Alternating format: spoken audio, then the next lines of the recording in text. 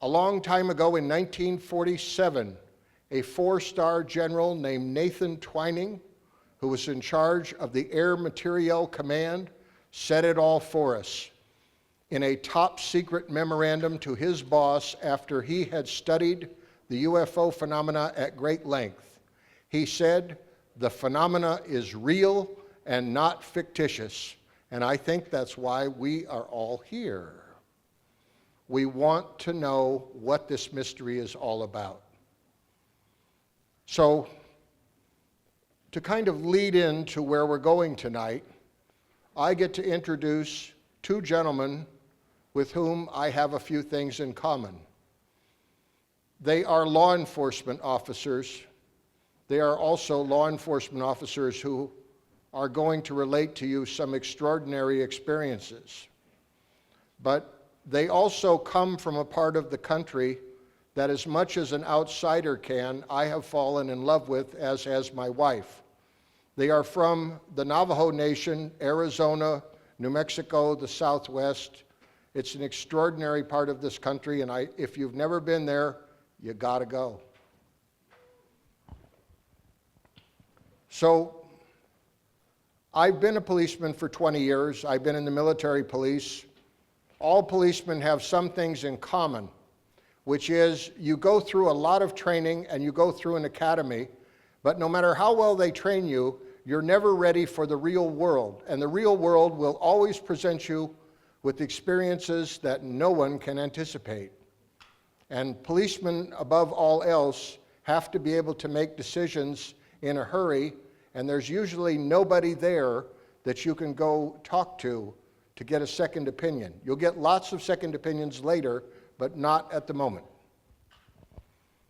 This is a very difficult job. It would be even more difficult if you were confronted with extraordinary phenomena while you were on duty.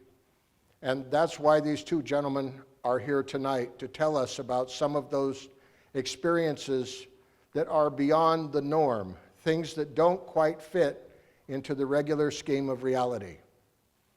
So I want to give you the benefit of some biographical information about both of them. Jonathan Dover is a veteran law enforcement officer. He has worked as part of the City of Winslow, Arizona Police Department, the National Park Service, the Navajo Historic Preservation Department, and the Navajo Nation Rangers. He retired from active duty as a lieutenant in 2011 after 31 years as a law enforcement officer. That is a long time to go wearing a badge. Jonathan Dover was trained in criminal investigations and was an archaeological resource crimes investigator. He was also trained as an emergency medical technician in special weapons and tactics operations, hazardous materials, search and rescue, and was an instructor in police firearms, training, and high-angle technical rescue.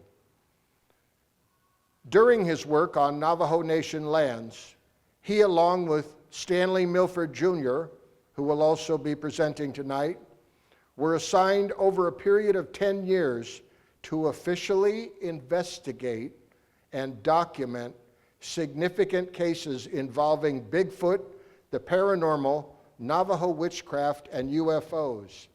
I'm envious of that. I wish that my interest in UFOs had been sanctioned by the police department where I was employed. It wasn't. That's one reason why I may not have been promoted the last time. Oh well, I'd rather be here. There you go. Thank you. You got to go with what you love, no matter what. Our other speaker is Stanley Milford Jr., who currently serves as a Ranger Sergeant with the Navajo Nation Rangers, headquartered in Window Rock, Arizona.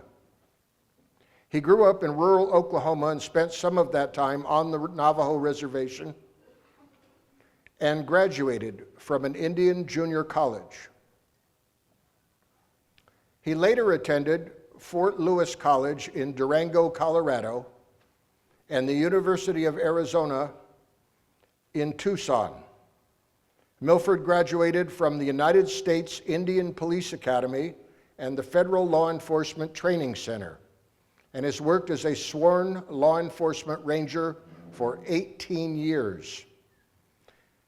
He serves as a department firearm instructor and special weapons and tactics team leader. His primary responsibility is managing the Special Project Unit. It was within this section that he worked alongside Jonathan Dover, a retired Ranger Lieutenant and featured speaker for 10+ years. This section's primary role is managing cases and projects that are deemed critical, sensitive, or high profile in nature, ranging from priority investigations, dignitary protection, and high-risk detail to emergency operations. One of the other responsibilities of this section is the investigation of those cases that don't necessarily fit within the everyday parameters of law enforcement, or the use of common criminal investigation techniques, such as paranormal cases involving UFOs, aliens, Bigfoot, witchcraft, skinwalkers, and ghosts. Today, Milford continues to oversee this unique section. While these may constitute less than 1% of the overall cases that are investigated by the Special Projects Unit, it's guaranteed that most of these cases will not be easily forgotten. And on that note, it is an honor and a privilege for me to introduce these two gentlemen so that they may present to you all. Please.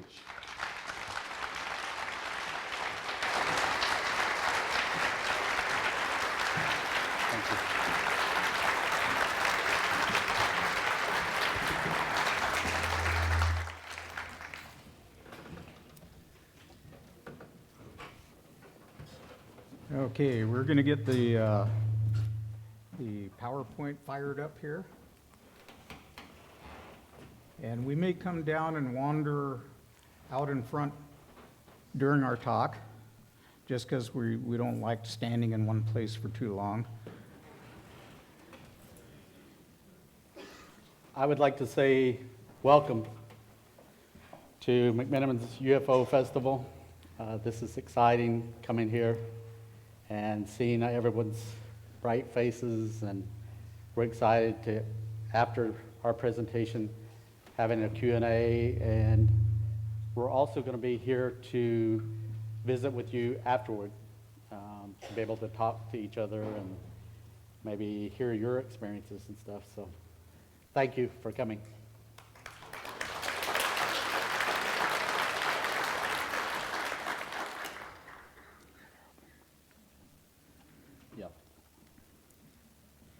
Okay, first, we have a disclaimer.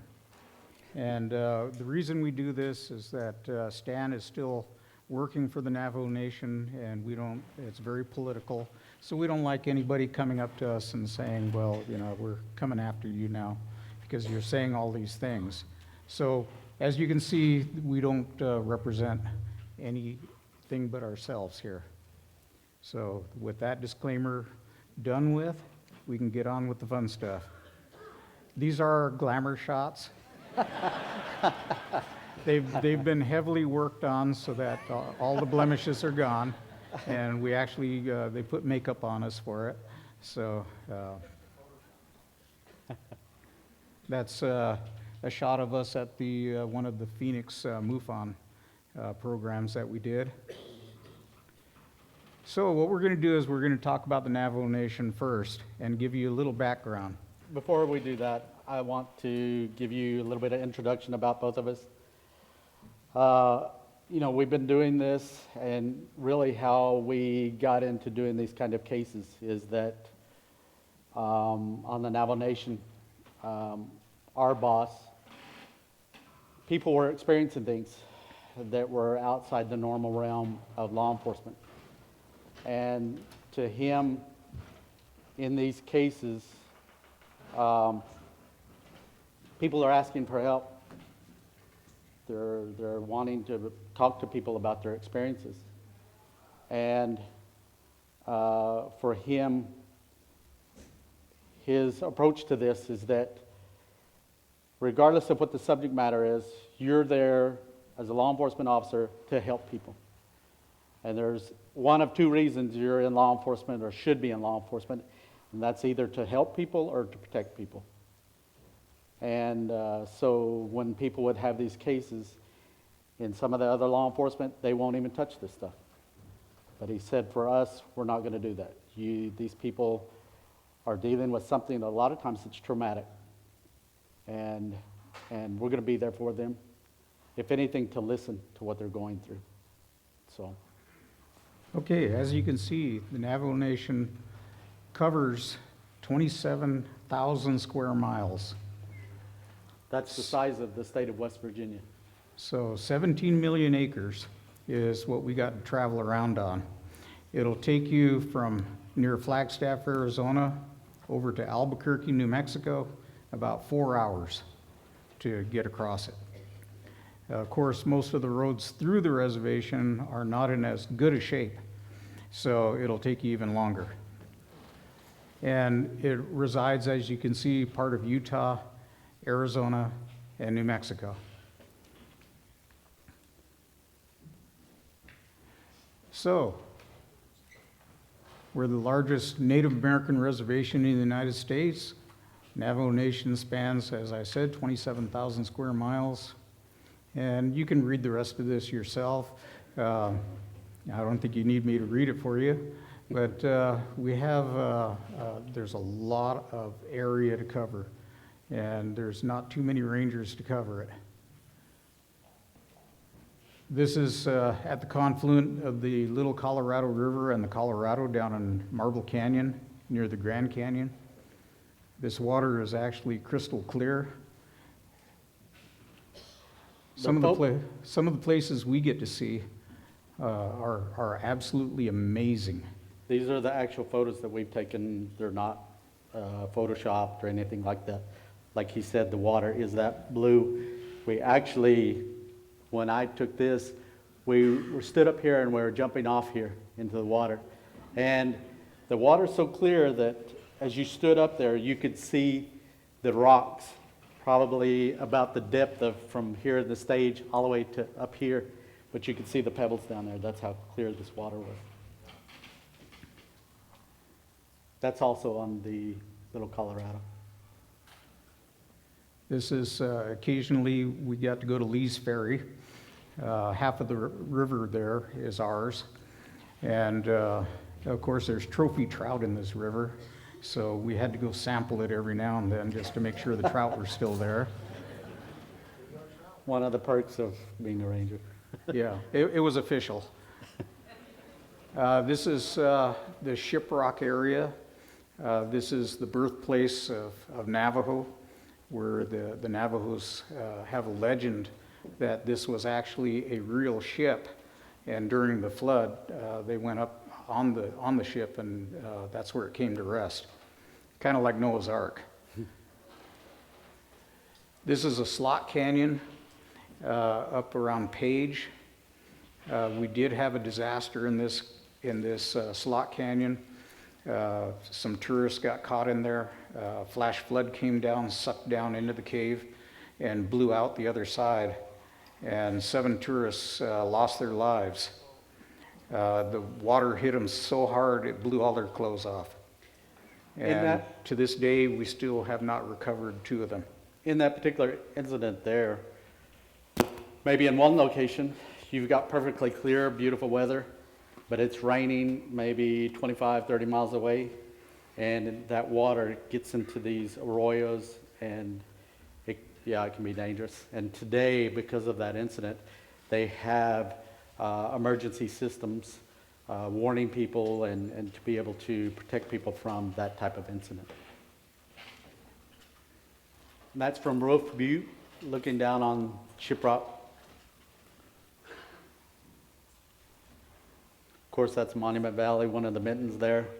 Everybody's pretty familiar with that on the Navajo Nation. you get people traveling there from every corner of the world to come out and see these mittens. Yeah, saints. if you see any black and white movies with John Wayne way back, this is probably where it was filmed. Yeah. And this is from up around Poncho House area, archaeological sites that nobody else gets to see.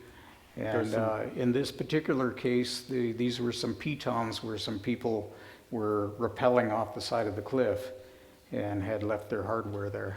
You can actually see Monument Valley in the distance from there, back to the west. So this is our badge and our patches. As law enforcement rangers, we get to do a lot of things. One of the things that we had to do is be prepared every year for wildland fires. So every one of us had to go through wildland fire training and then go through a 1.5-mile pack test with 40 pounds to make sure that we could get away from the fire if we needed to. So these are fire investigators that we have. This is a picture of one of the first groups of rangers. The Rangers started in 1957, and they were modeled on the National Park Service to protect the scenic areas. This is when Monument Valley first started. This group of rangers, this photo was taken in 1965, and they had just completed a rappelling course, actually. This is our modern counterparts. So, This is Mr. Dover right here. and Mr. Milford right here. So you can see, you can identify that we are in the picture. That's us. This is some of the other stuff we see in wildland fires. This is the Kinlichi fire. That fire right there actually jumped this highway and started burning on the other side. And as you know, fires can be very dangerous. Your vehicle can stall out because there's no oxygen in the air, and you could easily get hurt really, really bad. They actually have to have oxygenated fuel for some of these vehicles that are working in and near the fire, because like he said, it draws all of the oxygen from the area. For me, having, it was mentioned earlier that we worked SWAT, we've been shot at, a lot of pretty intense situations, but for me, the scariest thing that I've worked in isn't the paranormal stuff or anything. It's I had to go in one of these fires to extract a couple of elderly people, and I went in, I got them out, and just as soon as I got out, the fire came in and hit where they had lived. The thing is, you can't outrun these kind of fires. I mean, there's no way.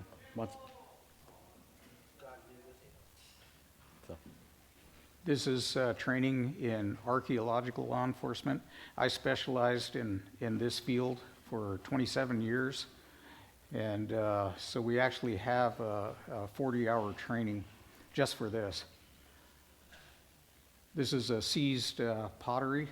Some of these will go, the person that was selling this was asking for $10. They get over to Europe, they'll command prices of $10,000. Or more. Or more. We've had one pot go for $40,000. So this was one of the things, and that's a piece of ceramic ware that's about 700 to 900 years old. In these ruin sites, like here, this is Poncho House. We had a group of Boy Scouts that were in one of these that crawled in there, and they accidentally knocked a wall down. The thing is, when these sites are destroyed, everybody loses, because the information and data that's there, it's gone. Once it's destroyed, you can't put that back together, and that's a gift to all of us. So, this is a black and white pottery sherd that's about 700 years old. The archaeologists today cannot tell us how they did the pigment for the paint. They can speculate, but they don't know exactly how they did it. You put a Coke can out there, and within 3 months, the picture's gone. It's just an aluminum can. And this thing has lasted 700 years sitting out in the sun. We do rescues. This is a technical rescue involving somebody in a flash flood situation. Guy decided, I'm going to drive across this water. I can make it. And he didn't. Go back, John, to that slide. Right here, you can actually see the rope that's going out there that was used to bring the individual back to this side. We do winter snow operations, and this is one of our guys on one of our snowmobiles. A lot of times, and it's interesting, we get out in the middle of nowhere during these heavy snows and checking on elderly people, and they're fine. We ask them, do you have enough food? And they go, oh yeah, I've got food. You got enough water? And they just point out there and they say, yeah, water's all out there. But we see 20-something-year-olds that can't get out and get pizza that night. And they're the ones that need to be rescued. Some of our stuff involves patrolling the backcountry. This is an operation where we are actually looking at dump sites, and we're looking for the residue of methamphetamine production. In that, all of the problems that you have in the metropolitan areas as far as crime, and we have it there on the reservations too. They're just like methamphetamine and the crimes associated with those kind of things, just not as prevalent. Yeah, that's one of our police units, one of our ranger units that came in out of the cold. So, yeah, we get to do a lot of four-wheeling, a lot of camping. This was so muddy that the guy couldn't even hardly get going. We ended up going back at 2 in the morning when everything froze up. And that's we're able taking to develop. food and water and coal and sometimes even hay for the livestock and stuff. Sometimes we have natural disasters, tornadoes, floods. This is a road that got wiped out. And imagine if you're driving down the road at night and you hit that. Wouldn't be too cool. One thing with the disasters, I grew up in northeast Oklahoma, in the capital of the Cherokee Nation in Oklahoma, Tahlequah, and that's right in Tornado Alley. And somebody asked me one time, well, where's the biggest tornado? What was the biggest tornado you ever seen? And it was actually on the Navajo Reservation at Monument Valley. One time I was working and the Japanese went running around the corner and said, they were saying, tornado, tornado. And I thought they were talking about a dust devil. And I walked around the corner of the building and my jaw dropped because it was the biggest tornado I've ever seen. And luckily it was in an area where it was uninhabited, unpopulated, so nobody was hurt. So. Yeah, this is one of our officers looking out at archaeological sites. And we get up there with a pair of binoculars. You can see a long way. That good-looking guy right there is me on one of our field operations. And of course, we ride horseback every now and then. Stan and I are both firearms instructors. I've been an adjunct instructor at Gunsight, and so we do a lot of training, try to keep our rangers up to date. And of course, these are shotguns here. So, and then we're doing the voting and vaccination. This is S&S transport, strategic national supply. This is all the medications, meds. If there was an anthrax attack, we would escort the hospital vehicles to the different hospitals so they wouldn't get hijacked. We do accidents. This is an animal strike on an 18-wheeler. This is Godzilla. We got this guy from the military.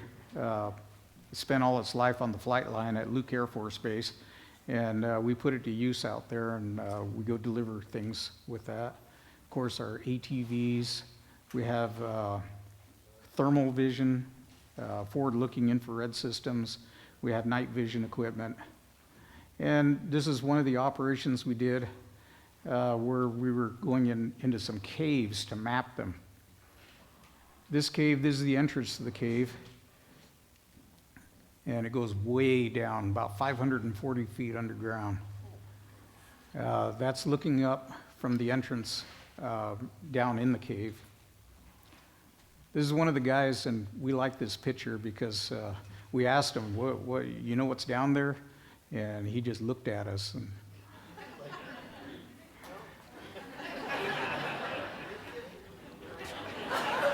He said, we said, nothing but fear down there. These boulders, what you're seeing here, are boulders that some of these, like this one, are as big as a trailer. The thing is, everything in there moves. With even house size, you could actually move them. So it was pretty scary.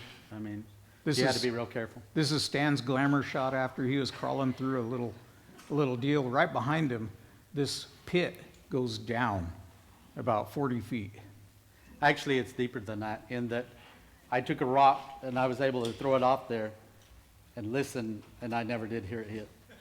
So Inside this cave, it was so big, it was about the size of a football field underground.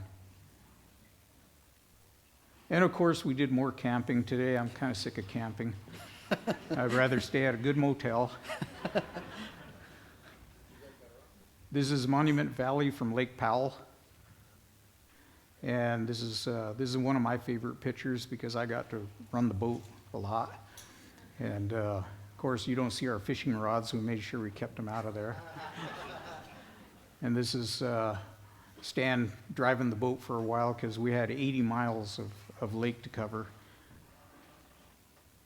We got to do the Red Bull Air Race up in Monument Valley. And we were on the front lines knowing how to get in the cockpits and take these guys out of the planes if they crashed. Some of our equipment. that was the first time Red Bull, they had actually done the race over dry land. It's usually, in Spain and Europe, and it's usually over water. So, we're going to get going here. This is the night before the Phoenix Lights, just like the night before Christmas. And what we had here, this is, of course, before we started officially investigating this stuff. So I'm at home. My ex-brother-in-law comes running in, and he says, "Take a look outside. Something just went over the house." And he's talking about this triangle that flew over, and it has three panels that are side by these panels are side by side.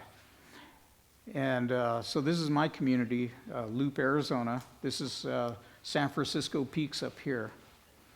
And so this is the area that I live in.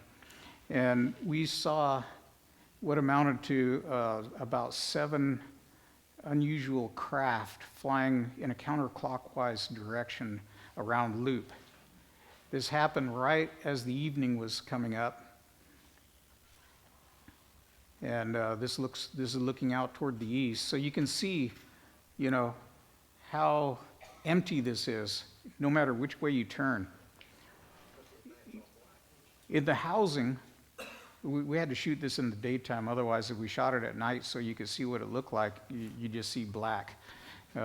There's no street lights. Everybody, they don't have their lights on all the time. But this is one of the streets, near where I live. And these lights circled us for 45 minutes. The first one would, change color. The next one would follow suit. The next one, and the next one. And as we watched these things, eventually one would start to fluoresce like a bright, bright flare. And the next one would follow suit again. They kept on going around our area for about 45 minutes. I took a video recording of this on 8mm with a tripod.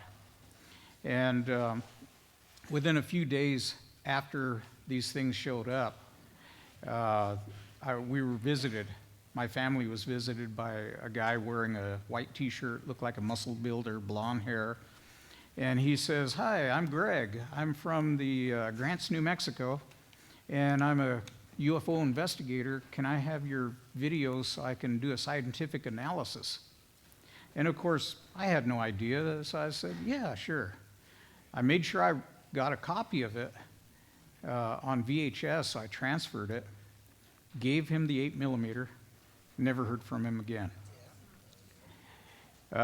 Sometime after this, when the Phoenix Lights, when we started doing these presentations, I said, "Hey, I've got a copy of this on VHS." I went back to look for it. My kids at the time had recorded an episode of The Simpsons over the top of it. So this is kind of what you saw. This is a simulation of, And, it doesn't really do it justice, but it kind of gives you an idea of what you were seeing out there. These lights went over Winslow. They went over Second Mesa, Delcon. They went over Coal Mine Mesa, Hopi Reservation. They went over Tuba City, Cameron, and around Wapaki, and then would start making another trip around there. So we got to watch these for quite some time.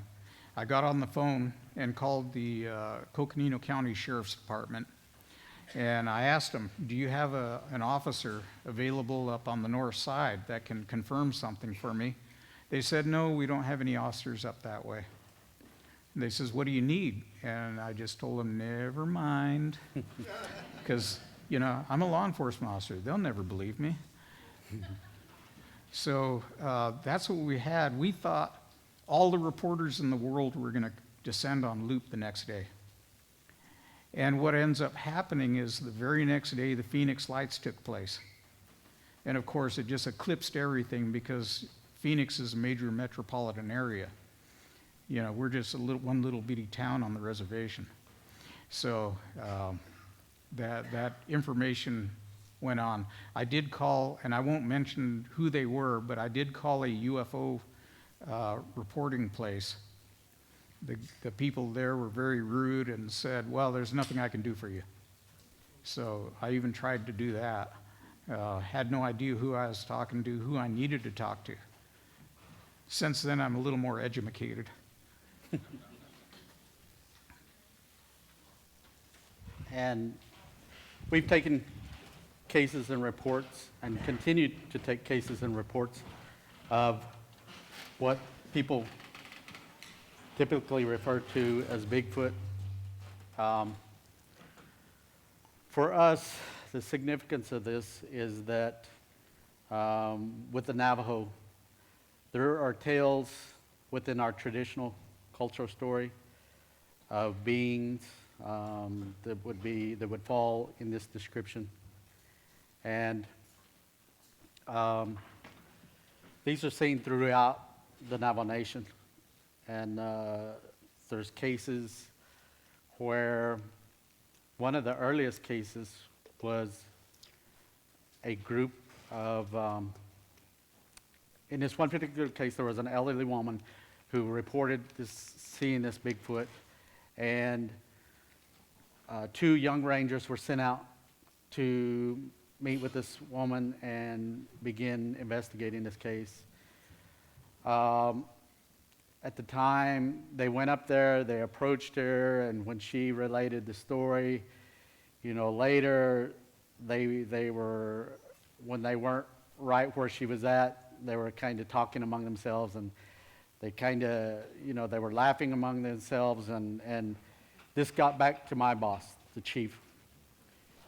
My chief was very, very angry with this situation. So he called all of the rangers in and basically said that from now on, when these kind of cases come up, he said, you will treat them these people with the utmost respect, because what they're going through can be very traumatic. He wasn't asking for people to believe in it, or, But it's very real to those people that are going through this. And so he said at that point that, he said, I will have John and Stan from now on take these kind of investigations. And that's really how John and I got appointed to doing the paranormal stuff.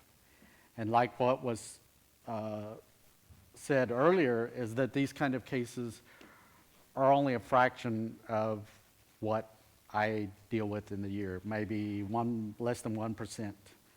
The rest of it is primarily natural resources. That's our primary function, protecting and enforcing the natural resources for the Navajo Nation.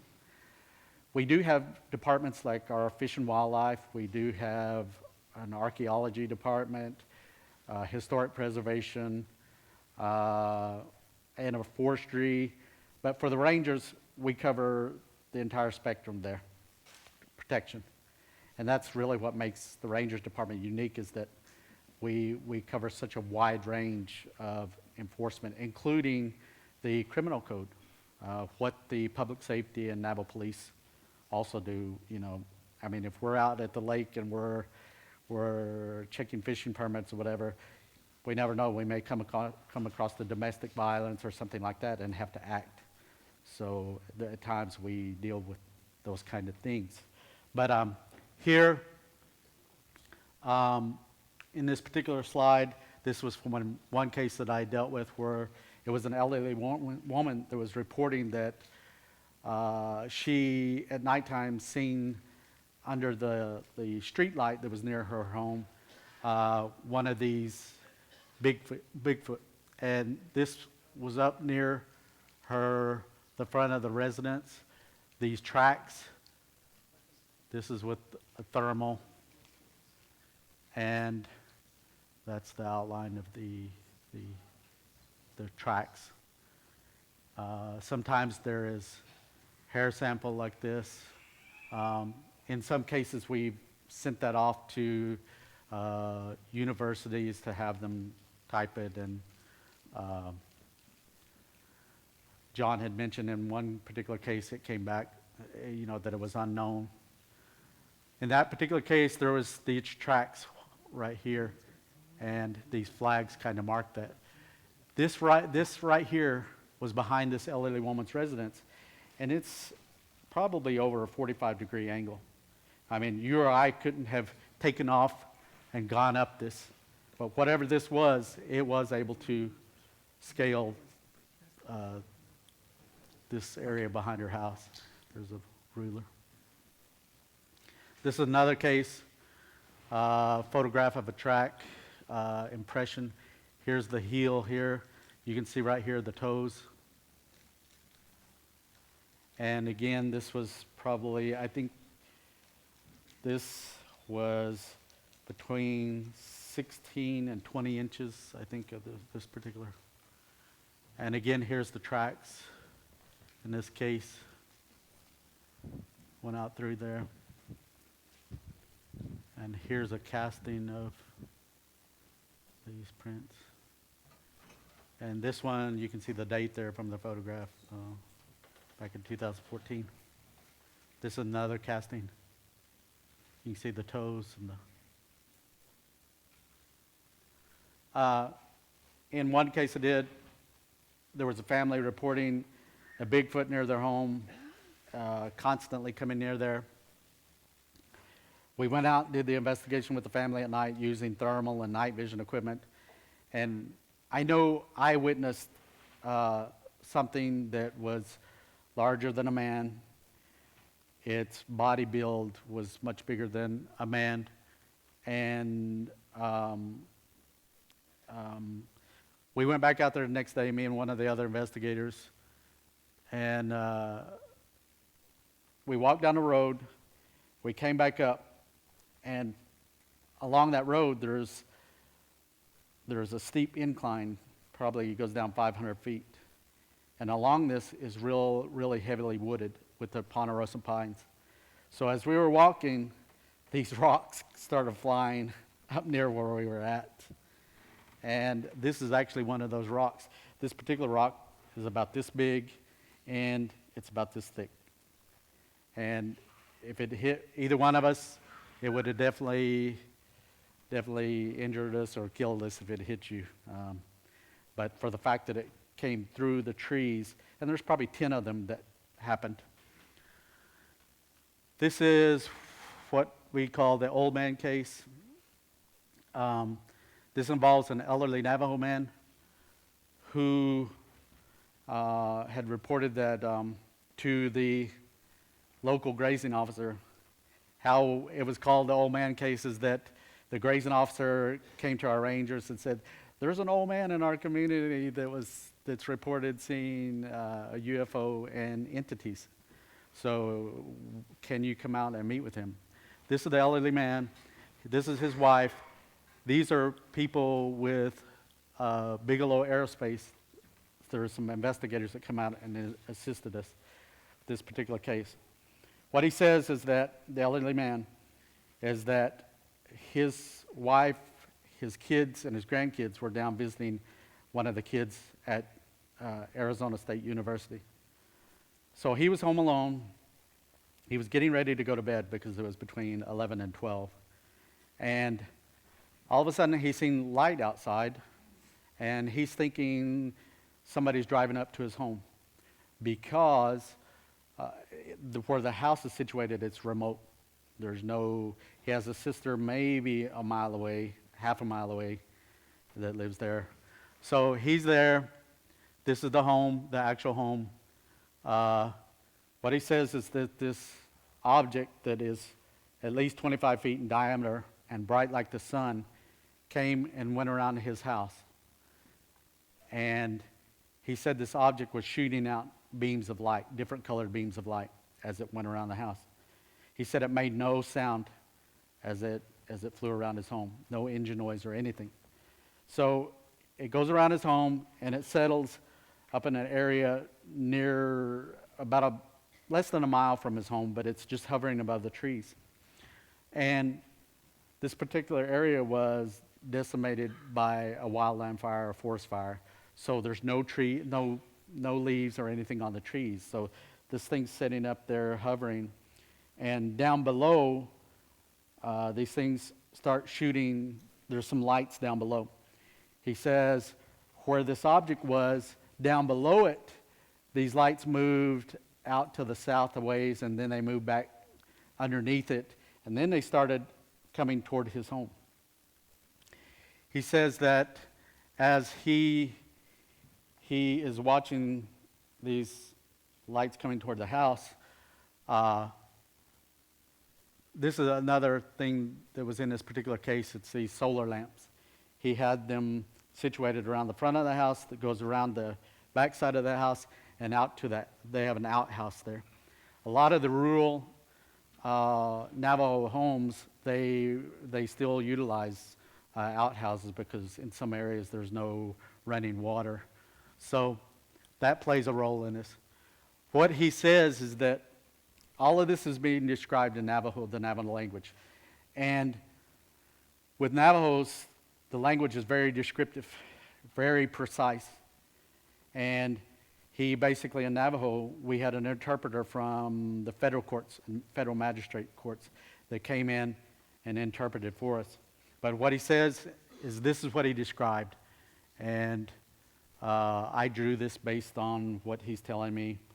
He described them. At first he thought they were little kids. As these things were coming toward his house, he has a small young pup that ran out to where these things were. And he said when his dog got there, that it made a yelp like it was hurt. And from that, he began having this strange feeling. And he said at that point, he went back in the house, locked the door, and he's watching through the curtains. So he's watching, and this is what he sees. There is a street lamp out at one corner of the front of the house. And these things come up there, and they're really, really interested in the solar lamps. What he said was, he said there was 4 of them, and they would gather around one of these solar lamps and get down near it, and the light would go out on it. And then he said they would look, and then He said when they back off, it would light back up again. And he said they kept doing that. They kept, The other thing was they had a device that he said was like a flashlight, but he said each one of them had a different color, red, yellow, blue, and green.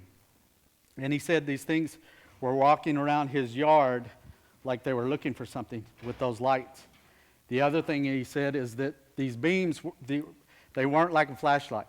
He said the light was collimated like a laser, in that it was about 1 inch in diameter, not like the kind of laser I'm using here where you have a single point. He said it was like at least 1 inch in diameter. But he said they were shining these things around and like they were looking for something. This is the dog that ran out to. We try to maintain everybody's anonymity. This is the pup that ran out and yelped when it got there. One of the sad things with this, within that week, this dog passed away. And when we were there, this little pup was always jumping up on us, and he was really friendly. And this particular dog was a mama dog. It's part Rottweiler and is very aggressive. And you can see this big old heavy chain that it's on. There's a reason for that chain, believe me. When we were there, it was very aggressive. It had pups. He said on the night of the incident that this dog it never came out of its doghouse, did not make a peep.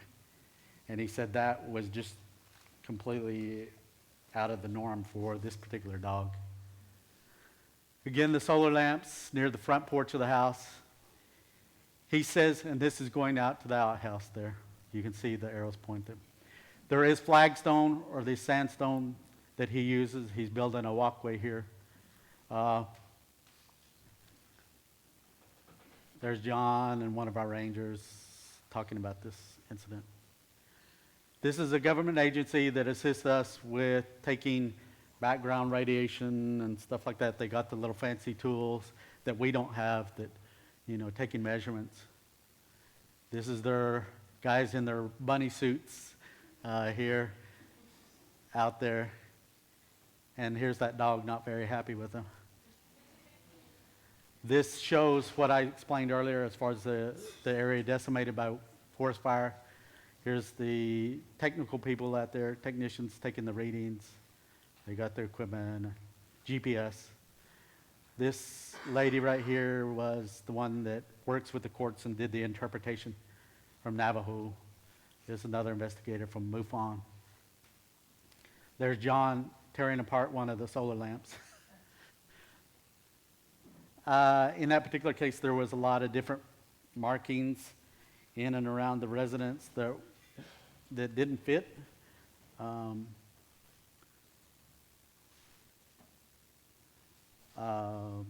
More markings and stuff.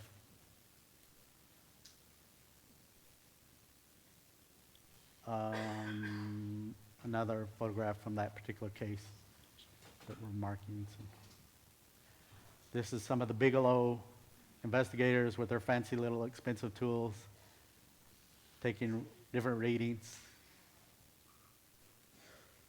Laptops, equipment here. They were extremely helpful. We have come to depend on Bigelow, MUFON, for their expertise in dealing with these kind of cases. Yeah, one interesting sidelight about that particular story is that we were contacted later through MUFON that we will just say a TV show wanted to come out and interview the old man. We asked the old man, do you want to, they want to pay you a lot of money to get your story. And he said, no, I don't want to talk to them. I don't want any publicity. So we told them. The producer says, well, I saw the report go up on the MUFON website for 24 hours before they pulled it off.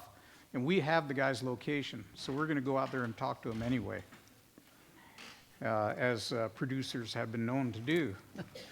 And in this particular case, we told him, go ahead. good luck.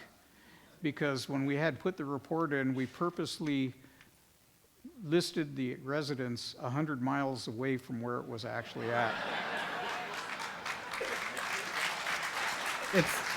It's extremely important to us in these kind of cases when people don't want their name, they don't want it publicized. We have to respect that, and we will respect that. For these people to come forward to us and trust in us to relate these stories, that's very critical.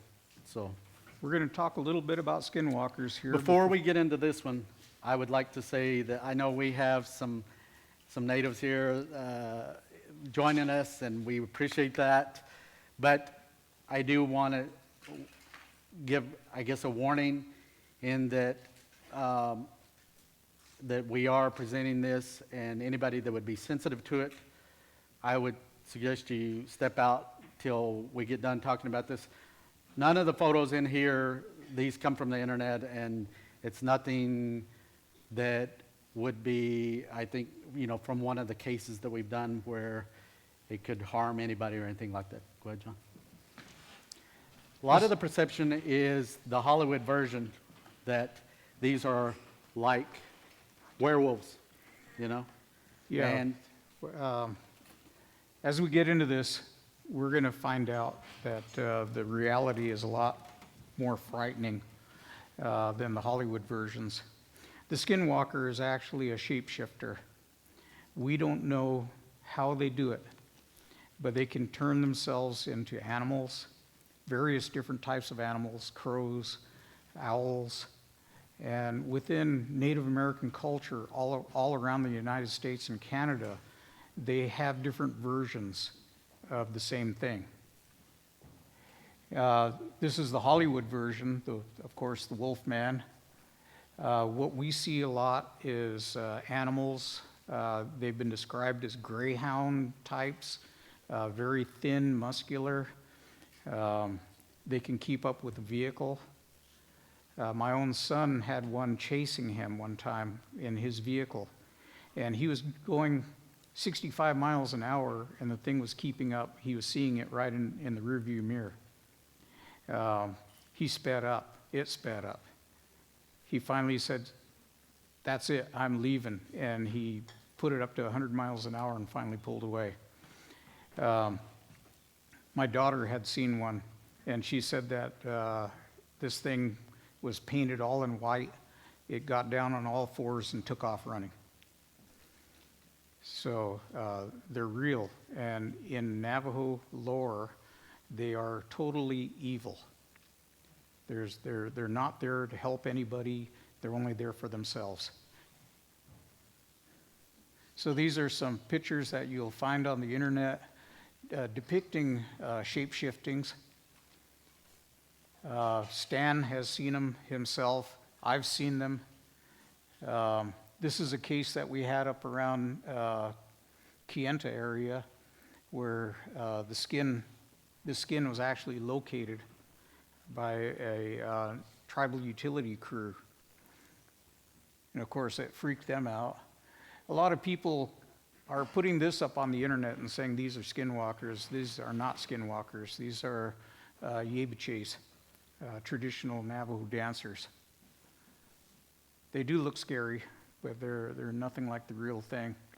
And I'm going to relate to you one story that we had. We had a family that came to us, and they said, "We don't know what to do.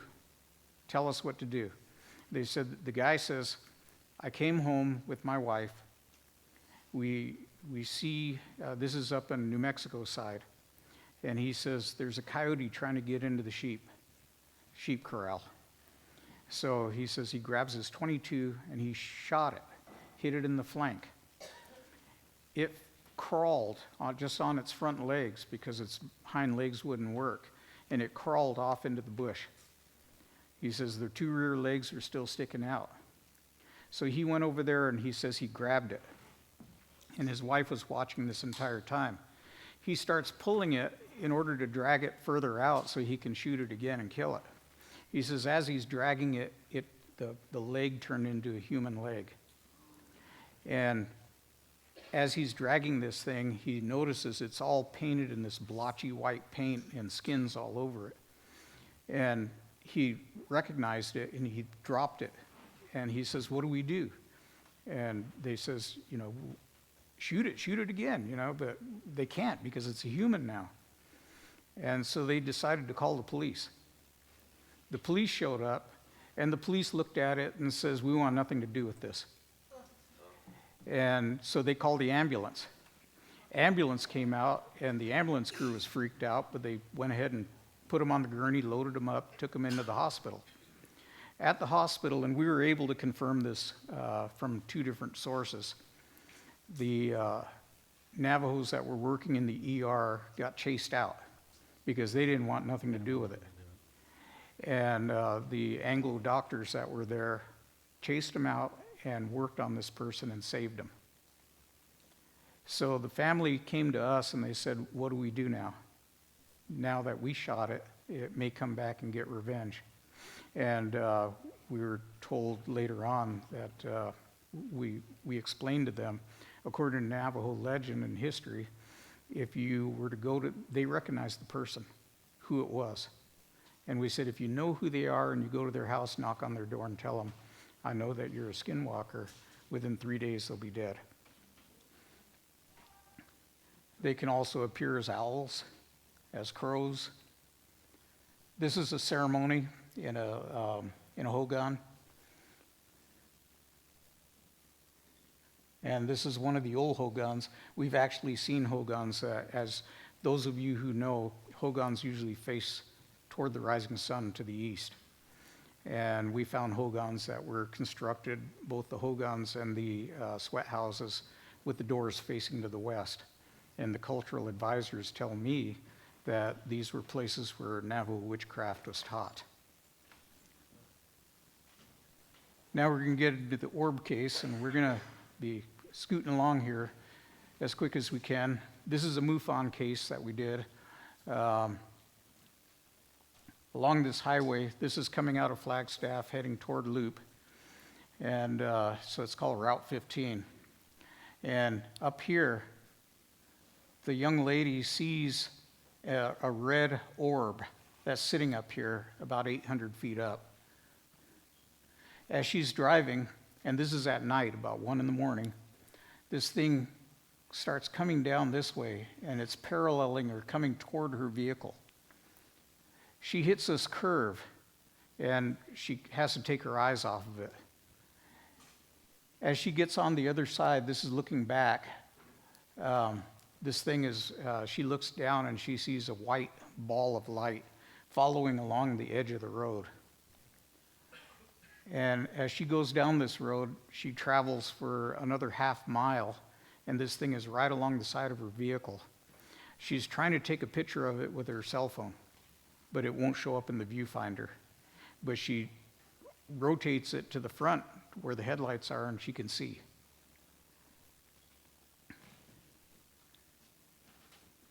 So this thing's zipping along by the vehicle, and it gets down the road a little bit in front of her vehicle and shoots up in the air. We checked later on, and we got magnetic readings. The compass would pin right here and right here. And later on, MUFON actually did a analysis of the oil in that vehicle, and it turned out that there were unusual chemical compounds that should not, sodium nitrate was found in the oil. And sodium nitrate does not occur in oil, nor does it occur in oil filters. And the young lady had a lot of problems with her vehicle after this. And that was a brand new vehicle too.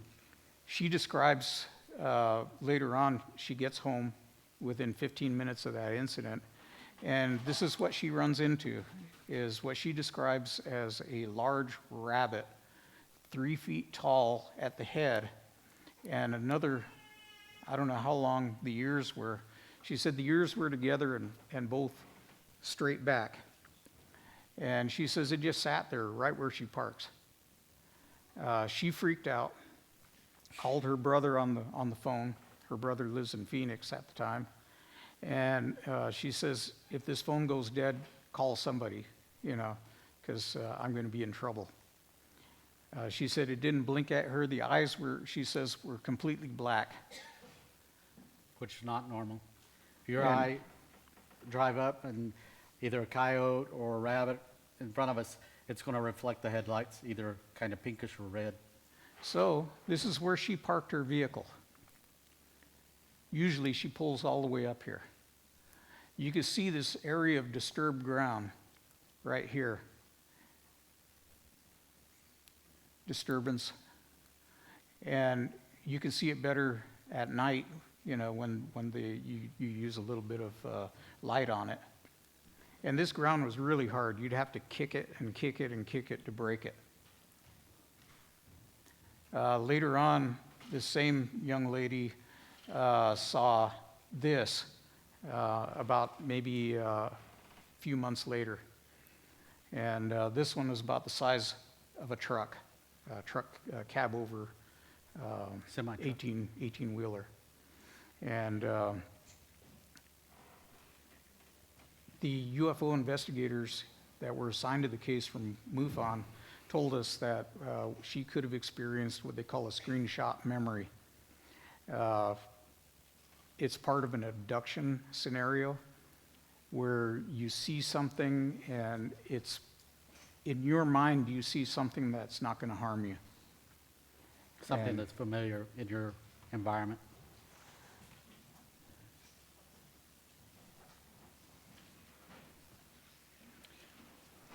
In this particular case, it involves a law enforcement officer that works within our community. He said, Stan, he said, I understand you guys are able to do these kind of investigations that would fall under paranormal. I said, it depends on the case. I said, depends on the situation. And he said, my wife and daughter had an experience yesterday that was very frightening to them, very upsetting. And if you're able to come out and talk to them, and I did. I said, yeah, I can meet with them. This mother and daughter live out in the heart of the reservation. They had gone to Gallup, New Mexico to do some shopping. One Saturday, they were coming back home, and you can see here that this area, this is part of the area, that it's in this particular area right here, it's wide open. There's no electricity, there's no housing, there's nothing out there. It's just flat and wide open. So they'd gone to Gallup, they were coming back home, the sun had gone down below the horizon and it was starting to get dark. So they're just driving along here. The daughter is in her early 20s and she has headphones on. She's listening to music on her iPod as her mom's driving. This shows the route going out toward their home where they live out here. The mother said she got about to right this point. She sees this row of lights out in this flat area. There's nothing out there. What she describes is over 100 yards long is these small, evenly spaced white light. She sees this and she reaches over and taps her daughter and she says, "What is that out there?" As the daughter looks up, this rises up 3 stories high and it's still over 100 yards long. And again, this is an area where there's nothing out there. It's just flat ground. So she describes these as small window-like blocks. And if you've ever been on a highway where there's one of these power plants or something, at nighttime you have all those lights. It looks like a little small city there. That's similar to what she was saying she was seeing. So they're both watching this, and the mom wants to drive out to it. But the daughter, she gets frantic and says, no, no, no. She said, I had a dream about this the other night. Don't go out there. So they stay on the highway. She said it's lit up like this. She said one unique thing is that within these little blocks, these little windows, She said every now and then there was these flashes on the inside of it. And she said it looked like, almost like camera flashes of white light. She said all of a sudden it made this bright flash, and there was a black dome where that object, those lights had been. And then it was gone.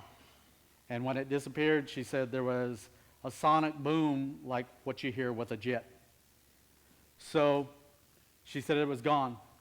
And they continued to drive toward their community, toward where they live. They get over there, and all of the lights are out. They look back toward the other city that's near there, and that town, there's no light over there either. And the weather turned instantly really bad there. The wind hit, and it was blowing wooden fences down, and so for them it was almost, she felt and the daughter felt that it was could have been something that was biblical. It really frightened them, and it was life-changing. And so a very interesting case. We had to make sure on this particular slide that this words would fit properly. We went to another venue, and the E got cut off. So Yeah. we did not have the Satan Butt case. We had the Satan Butte case. So we made sure this slide fit this time. This is Satan Butte. It's up around Lower Greasewood. And the history behind this is they say that there's a big snake that lives up at the top that lives inside this butte. In this particular case, this gentleman was seeing lights flying into this butte night after night. That last frame was actually up on top of that butte. It's quite large. So this is what he's seeing. He went out, his wife wouldn't believe him. The guy is, he's Anglo, his wife is Navajo, and he kept saying, I'm seeing these lights, and it's going into the butte. And she goes, yeah, right. And so he bought a camera so that he could prove it to her and make her eat her words. This right here, you can see the mobile home trailer door. You can see the propane tank here. So this is what he's seeing out there. Of course, you know, you can't get a good shot at night. This is another shot of what he's seeing. And he said that something real interesting about this is it was trailing a glowing cord off that seemed to be touching the ground as it was moving. Or a form of light. And this is the actual photograph. We had this looked at by experts, and they advised that it was not photoshopped, it was not retouched or anything like that. It was the...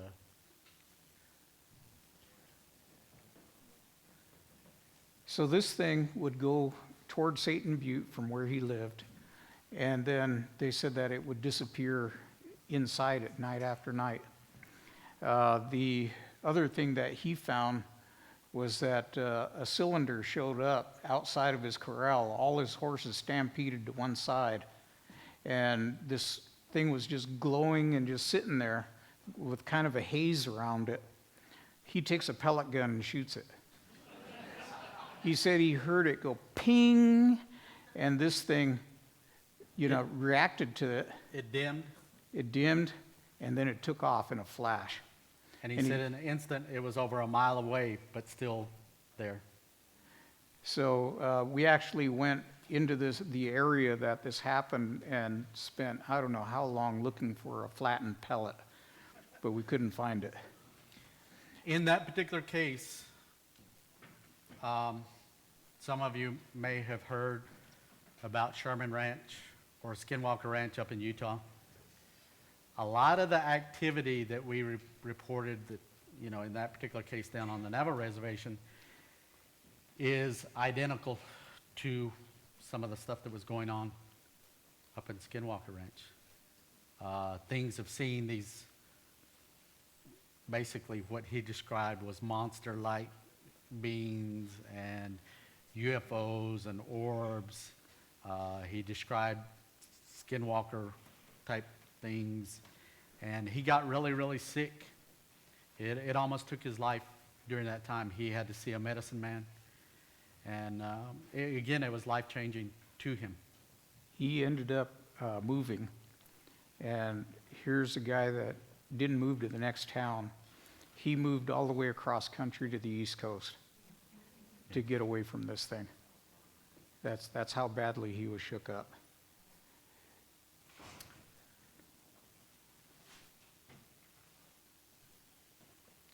When you consider the size of our universe, it's hard to ponder the vastness. And recently, is it Kepler Yeah, Kepler. telescope. I'll let you. Recently, the Kepler telescope has announced that it's found around 2,500 other worlds that are capable of supporting life. So we're not alone. But, all these years they've said, oh, no, nothing else, no other planet will support life. Well, this new telescope, to make an announcement that, yeah, we found around 2,500 other planets in our galaxy alone that could support life. That's pretty serious stuff. For John and I, doing this wide range of type of investigation of things that would be considered paranormal, it got us to thinking and talking. And one of the things that I started thinking is that whether it's UFOs, Bigfoot, Skinwalkers, ghosts, all of these things are in some way related. We understand in life that everything in our universe is somehow interconnected. Each one of us come from the same creator, that we're all related in some way. And this idea of different dimensions, if you talk about the Navajo creation story and all of these different indigenous peoples, they have their creation stories. And with the Navajos, it's taught that the Navajos emerged into the physical world that we're here through a reed. And I got to thinking, well, maybe they're talking about different dimensions there coming into our world. In those stories, they talk about in different worlds, they talk about different beings, different people. Some of them have features like insects and stuff in those worlds. Some of them are human-like, but they also have like animal faces and things like that.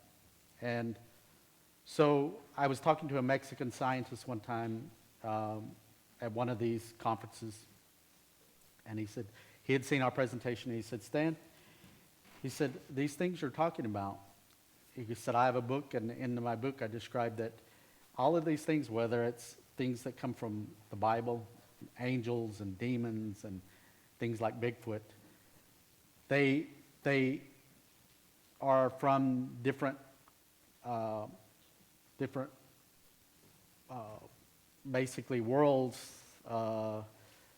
and they cross over from those places into our physical world, and we encounter them. In the haunting cases,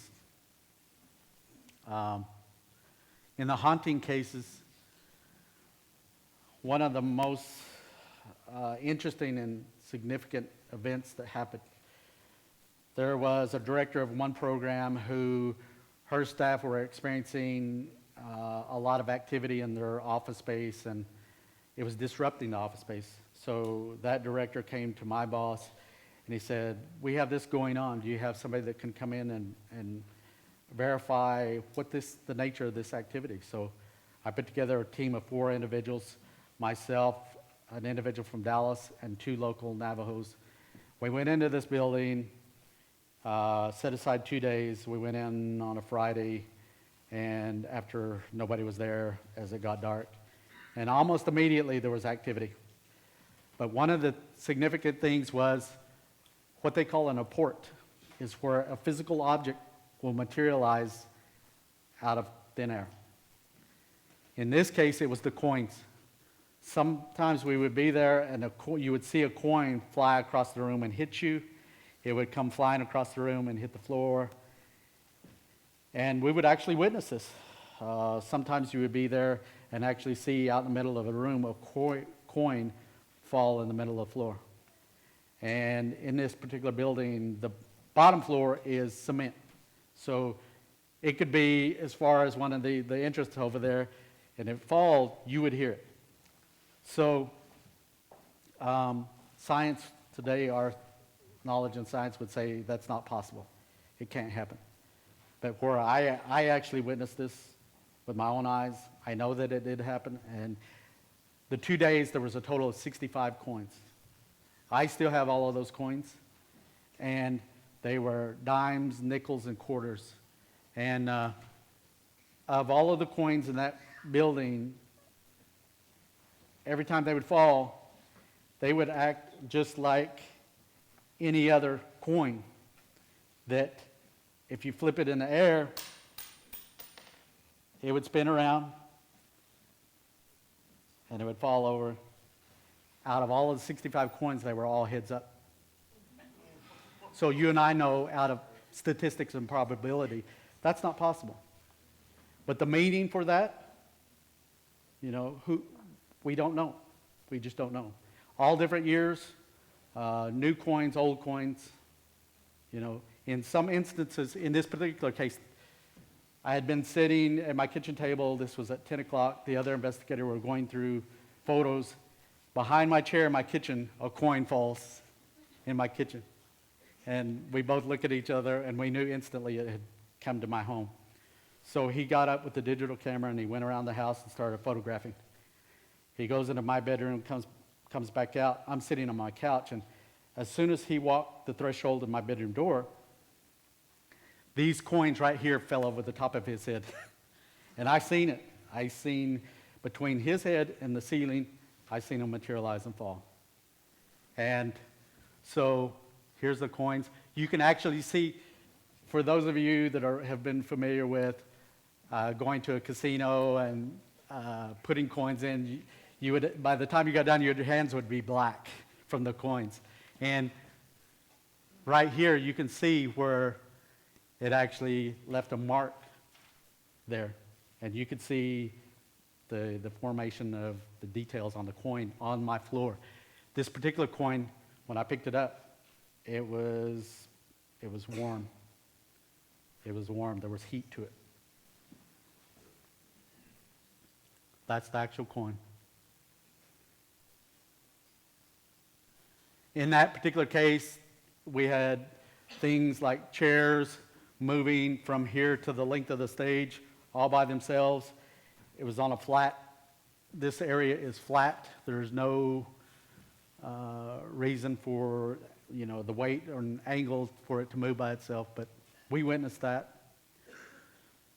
This particular slide is some of the equipment we'd use. You see these on some of the ghost hunting television shows and stuff where they're using a laser grid.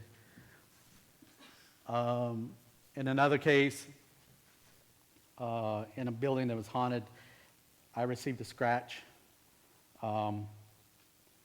That particular time when that happened, those of you that have been scratched by cats, I instantly felt it. Before it even started showing a mark, I felt it. And I looked down and actually watched it form on my arm. And, there's times I've been bitten by things, leaving teeth marks and stuff. This particular slide shows this little ball. There was a building that had formerly been used as a hospital, and the security guards were reporting activity and stuff, so we went in there. One of the techniques in haunting cases, we put down this powder in this floor. We put this ball in the middle of that powder, and this shows actually a little footprint on that ball. And with this slide doesn't show it, but there was actually, you could see the little toe prints and how your fingers have the ridges on your fingers. You could actually see that on this from the toes. This is where the ball was. It rolled by itself, I would say over 100 and something feet by itself. You can see where it rolled and then it went back, and there's several markings there where that ball had moved. We went in on the ground floor. We put down powder in this one area. We went upstairs. The security are guarding the doors. The doors are shut and locked, and it's just me and another investigator. We went in, went upstairs, and we came back down. There's a little footprint right here. You could see it where there was tracks behind us in that particular case. These looked like little moccasin prints. Like I said, it was in a hospital, and that particular hospital I was born in it back in 1966. This is men in black. They're not wearing actual black clothing. After the old man case, the following day, these guys show up. And their look and demeanor are special operators. These people that work for like the SEALs and like Blackwater, and they have a certain look to them. They usually all wear these polo shirts and the khaki pants. They have the big, bulky black watches, like the Sunto watches. And their hair is, you can tell, is grown out from the former style, military style that they've worn, but they actually have let it grow out. These two guys were here at this restaurant. Everybody else that's in there, they're watching CNN and they're looking out the windows at the scenery and stuff. These guys are set there, staring straight ahead, and they're on the phone talking to somebody. This was their vehicle. They didn't know I was filming them and taking their picture. And understand this, we've worked with a lot of different special ops people, Navy SEALs, Green Berets, Delta Force, U.S. Secret Service. So we know what special ops people look like. There's a certain look to them, and we were able to see them right away. Even till today, I still work in SWAT.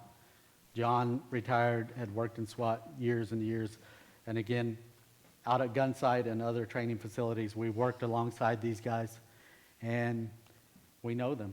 And these guys that we see after these events, we don't know where they originate from, whether it's companies like Bigelow or a government entity, but they're there. And while we're at it, we do want to give a shout out to any government people that are here. Anybody that's in audience? Don't be scared of us, but we've actually gone to some of these talks like this, and we've seen obviously military people in civilian clothes come and sit down, watch our presentation. They're usually in the back of there. And then, they're usually in the back. And then they get up before everything's done and they leave quietly. And so, we're not very trusting of the government, being Native Americans. We've got a long history of that.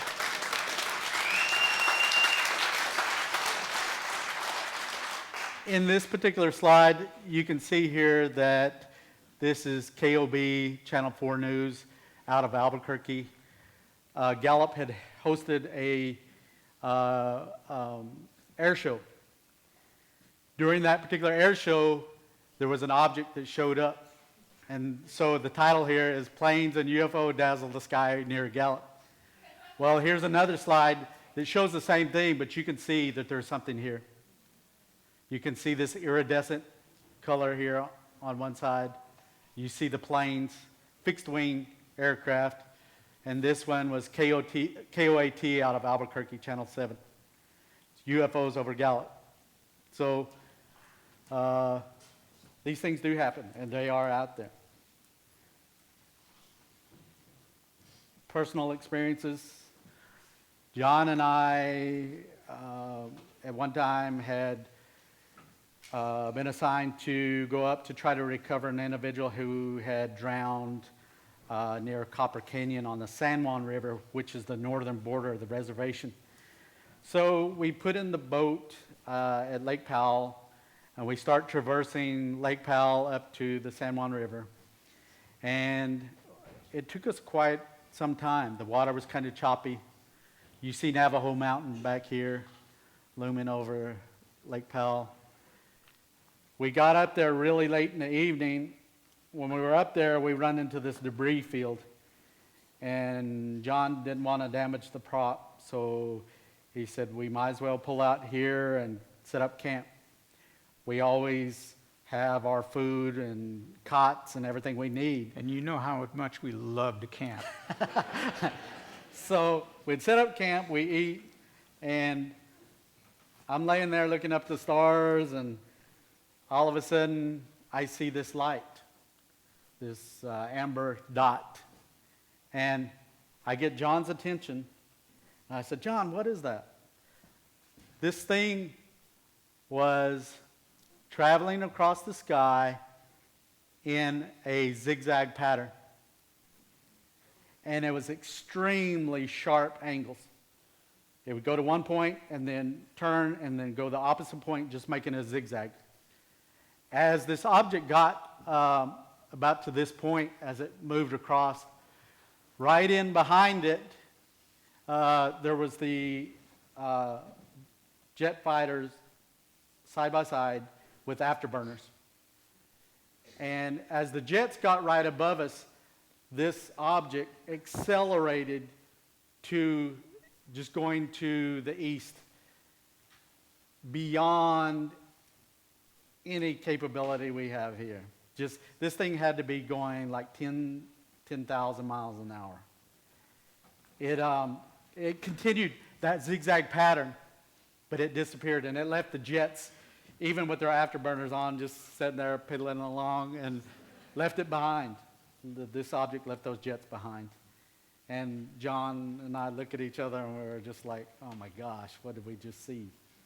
And In this case, I was heading back through, the route was through Route 15 from Window Rock. We were coming back from Shiprock. We had just done an investigation where 30 witnesses had sighted Bigfoot. So we were heading back from that. It was about 2:30 in the morning. And as I'm driving back, I have to go through Indian Wells and Delcon and back to Loop. And as I'm driving, I saw what to me looked like at a place we call Sugar Bowl, which is a big dip in the road. I see an orb behind me. Now this thing was about the size of a street light or a basketball. And as I'm driving, I'm watching this thing because I thought it was a street light. But as I'd go over these hills, it would keep popping up behind me. So now I'm really watching it.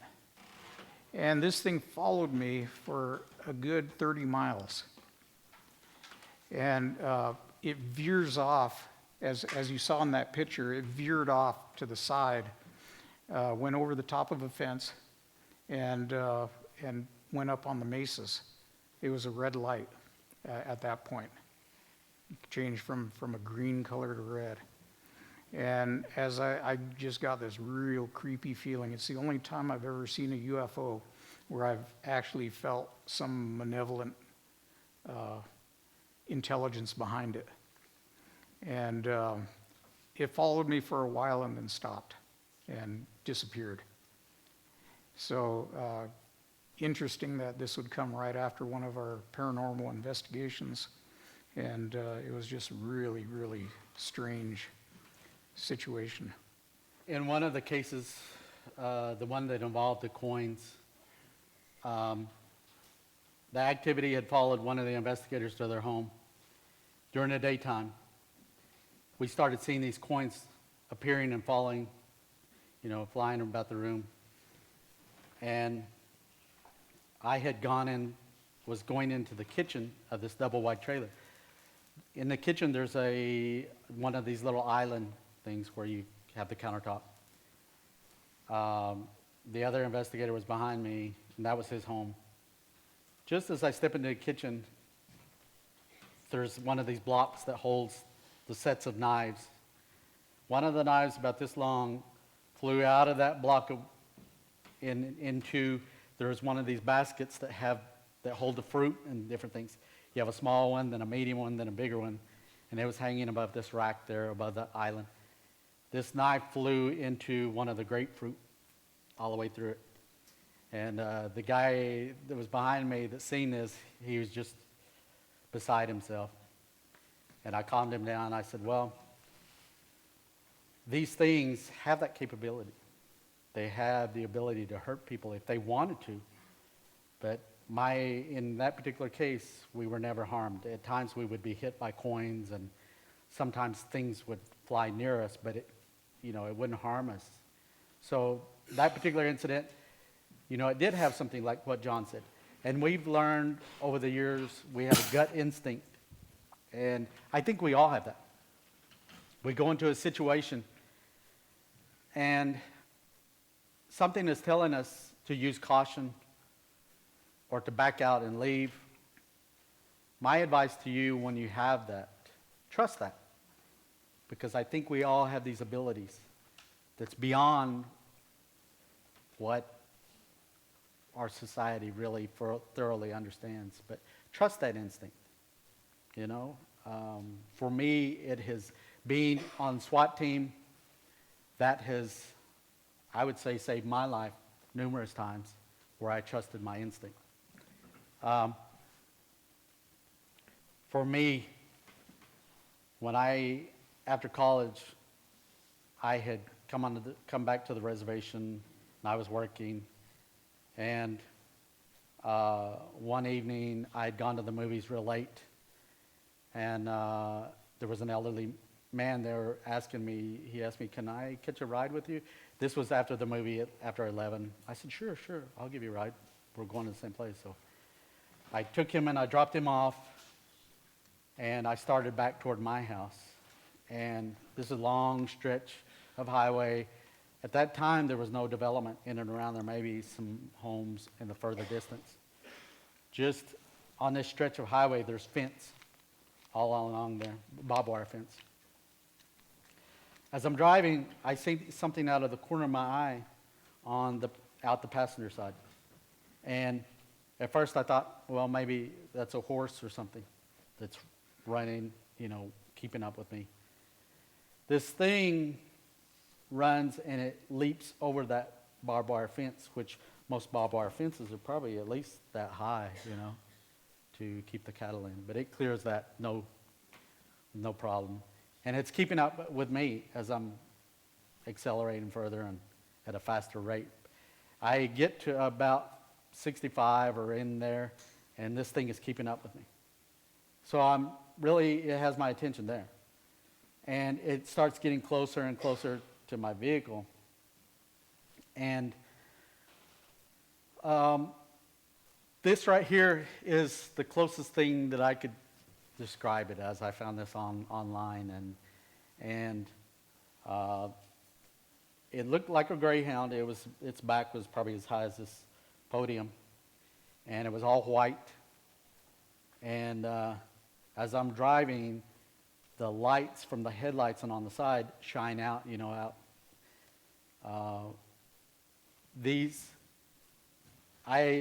I look over and it looks directly at me.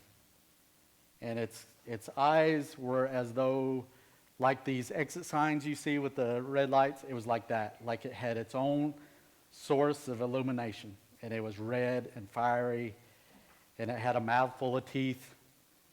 And I looked right at it, and when I did, I was like, holy cow. And I slid down in the seat as far as I could, just barely seeing over the steering wheel, and I floored it as fast as I could. And there's a intersection that's further down ahead of me. I don't know how I made it around that corner because I was flying. I come racing into the driveway and got out, ran in the house, and I'm out of breath, and my dad says, "What's wrong with you?" And I finally caught my breath, and I told him what I seen, and he said, that's a skinwalker. That's what you've seen, and that's in its animal form. For me, actually seeing that, just like with the coins, it was life-changing in that I realized, growing up in Oklahoma, as John said earlier, there's tales in Oklahoma the Cherokees have about shape-shifting and stuff, but a lot of what I heard growing up was related to like owls and birds and maybe a coyote, but nothing like what I seen. And I had heard stories about that from the Navajo, having, as I was young, coming out and living there. But it was life-changing. A couple of years back,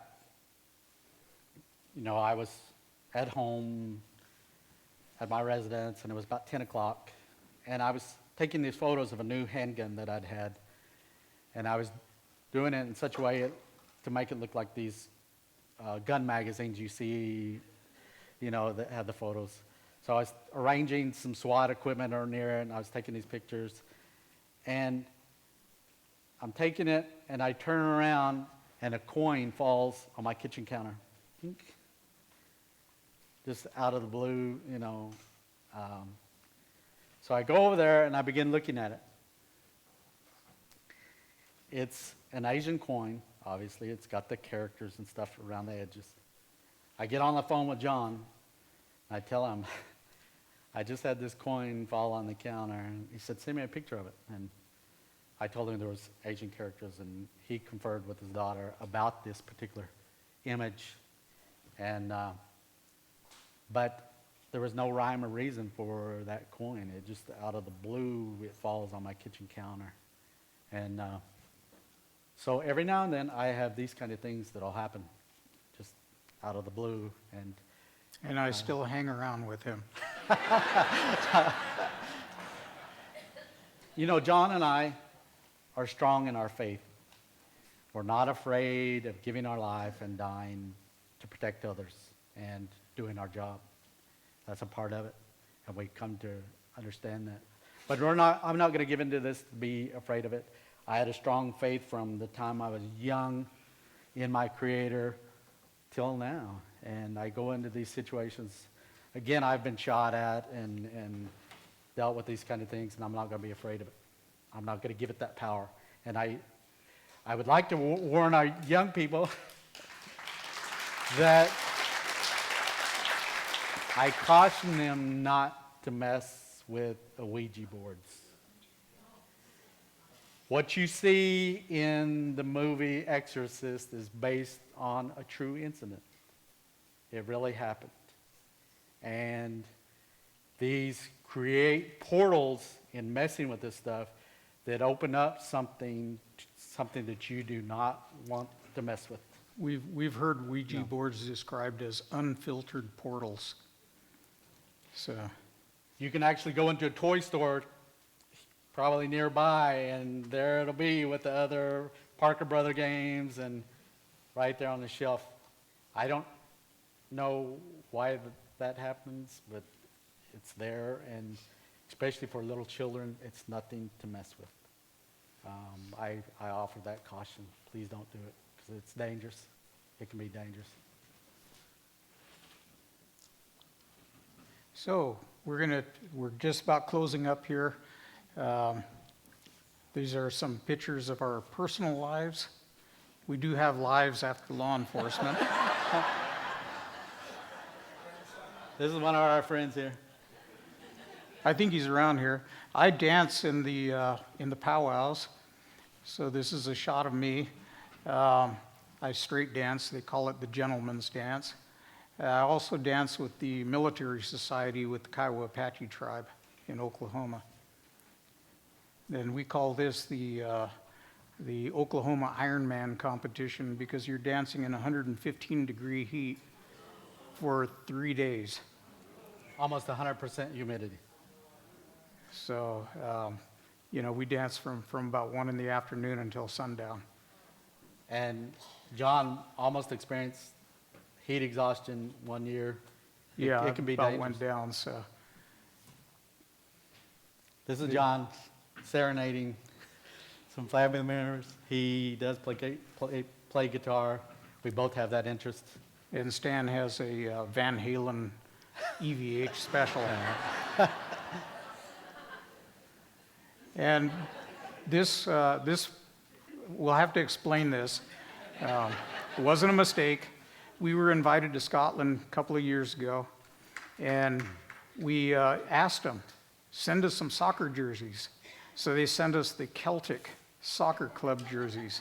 Yeah. So this is Celtic. And we showed this picture in Stirling, Scotland, and the crowd about fell on the floor laughing.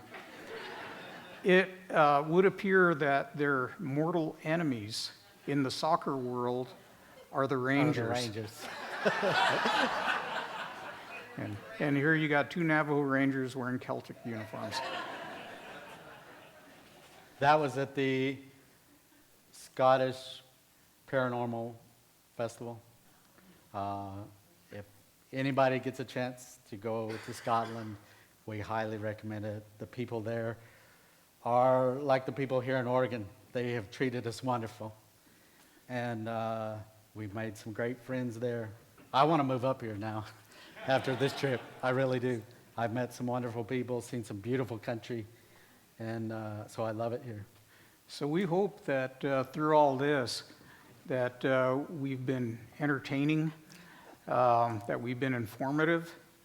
Of course, on all these cases, we prepare them just as if it's a criminal case, and we could sit in a courtroom and testify to what we've seen and done. And these are just a few of them. There's many, many more. But these are the ones that we decided to bring to you. And we just want to thank everybody here for taking the time and allowing us to speak to you. For us, we're not here to try to sell some idea or belief, you know. We're here to pass along the information from these cases that we've dealt with, to say that this stuff is real. It happens. And so if anything, we're not trying to, the fame, any of that. We're only law enforcement officers. We're not celebrities or anything like that. You ever see us out here, please feel free to come up and talk to us. We are law enforcement, but we love people. I mean, that's the job. We've signed on. Like I said, if we have to give our life to protect people, we would do it in a heartbeat. So again, thank you with that. Here is some of our contact information. Please, if you got a pen or whatever, want to jot that down, then contact us there. Remember, we took an oath as law enforcement officers to be honest, to be ethical, to be truthful. So what we present here, it's not fabricated, it's not make-believe, it's the real thing. Thank you. So thank you. Thank everybody.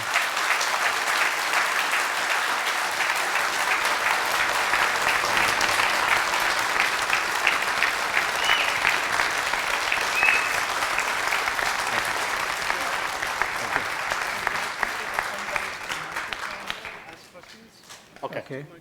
I'd like to invite people to come down. They're going to set up some microphones here. Your questions that you might have related to this stuff, you know, feel free. Yeah. Hey, Stanley and John, I got a question. That's amazing. Over Yes, here. Yes, sir.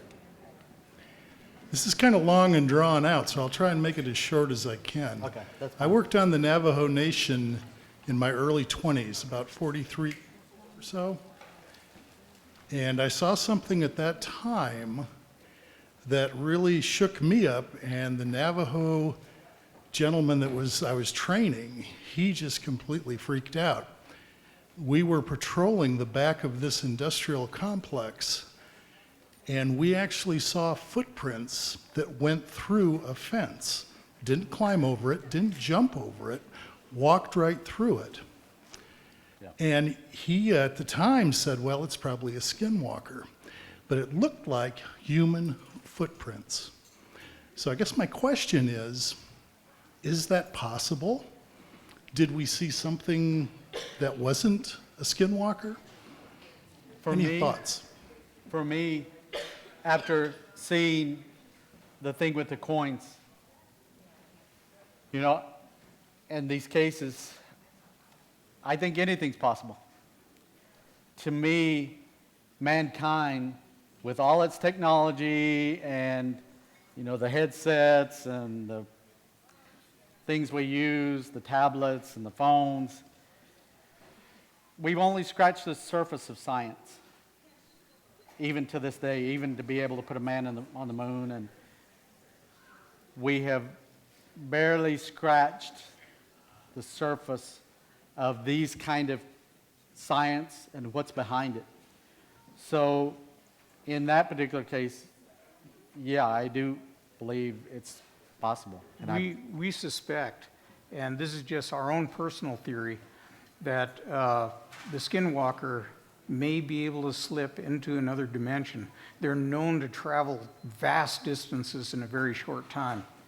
And police officers have told me that they've encountered them, and they run incredibly fast to another place. And if they were able to slip into another dimension just momentarily and travel like that, that would be a good indication of why they went through that fence. the same with Bigfoot cases.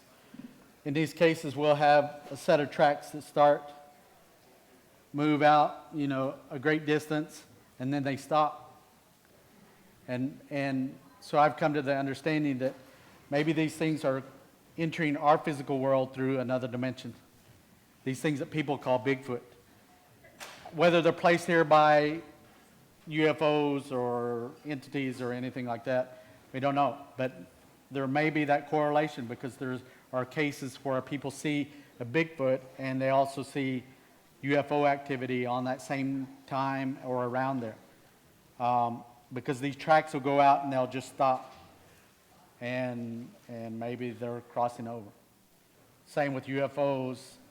Maybe these things are appearing in our environment, in our world, from another dimension.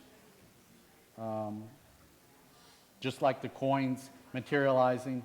That tells us that this idea of, like what you see in Star Trek, where people are materializing, like with the coins, those coins had to come from somewhere, and those are solid, real coins that are coming from somewhere. So yeah, my understanding that it is possible. Yes. Thank you. It's something I've never forgotten in 43 years. It was very Right. impressive, so thank you. Yeah. You're very welcome. Could you just say something about what Bigelow is? You mentioned it a few times. Bob Bigelow is a billionaire. He lives in Las Vegas. You've seen him in the news recently because they're building habitat modules for the space stations. For NASA They're made out of Kevlar. They fold them up.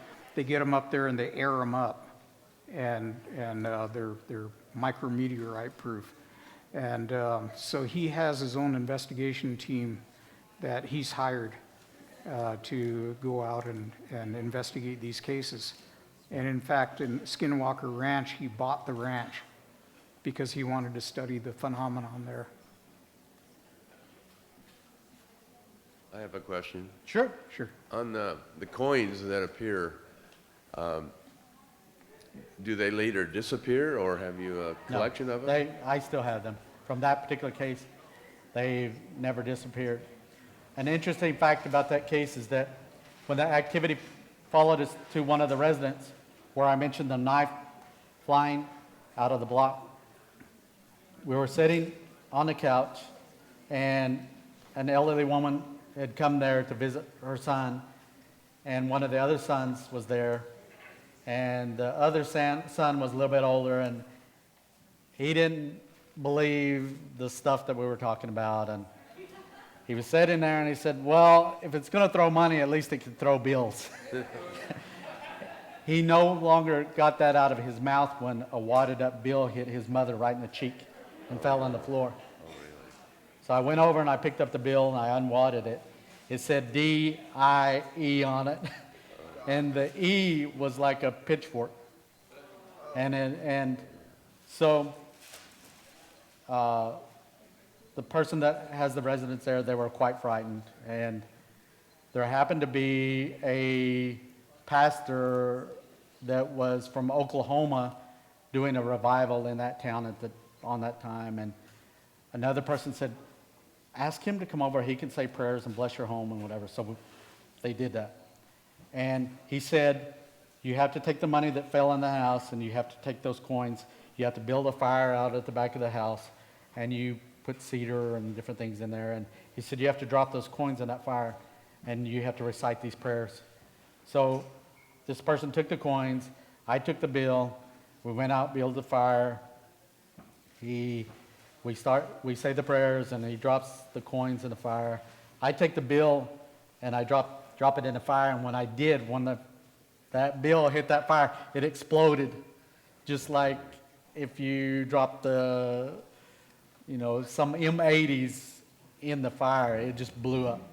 Boom, and it all the embers through. And I started laughing, but the person that lived there, they were frightened by it. And so, Have you ever had the coins like chemically analyzed or? no, I haven't done that. Thank you. Yes, you're welcome. I was wondering, in the old man case, there was the dog that died. Right. Was that of natural causes, or do you think that could have been from The exposure? dog was a pup. It wasn't very old. And interestingly enough, when the crew got there in their bunny suits, there was a woman there that was a dog lover. And she kept we couldn't get that dog to get off us. We were in uniform. And we don't like muddy dogs jumping on us. And this thing was jumping all over us. She tried to get it to come to her. The witness described these beings as wearing a white or real light gray skin-tight suits. And when this dog saw these guys wearing these bunny suits, it immediately ran to the house and cowered and just curled up in a ball and stayed there and never came out.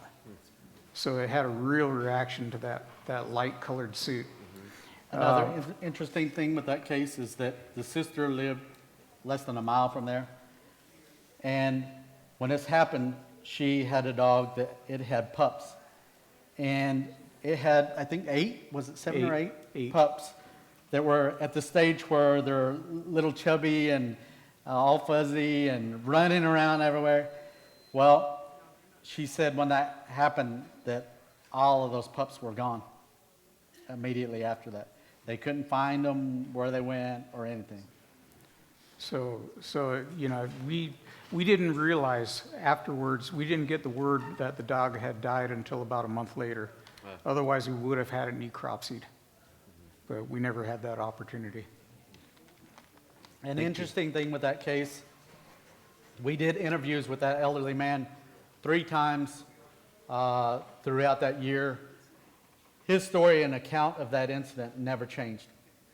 He never embellished this thing like, oh my God, this is what happened. This is an 85-year-old elderly man, very highly respected in the community. And John and I have been trained by the FBI and in interviewing and interrogation and things. And his account of this never changed. And this is one of those cases where you listen to this person recount the story and the hair on the back of your neck stands up. So, yeah. Thank you. Sure. I have a question about the same case, the Sure. old man case. You mentioned that there were some who you thought were government agents showed up and they had their devices and they were taking radiation readings and samples and all that stuff. Do you have any idea, or can you guys reveal to us which government agency you think that was? That actually, those people that were there, they were asked to be there by us. This agency is one that we rely on to be able to come out to do, because they have the toys to do that. They help us. I would rather not mention them in that we still have that working relationship with them.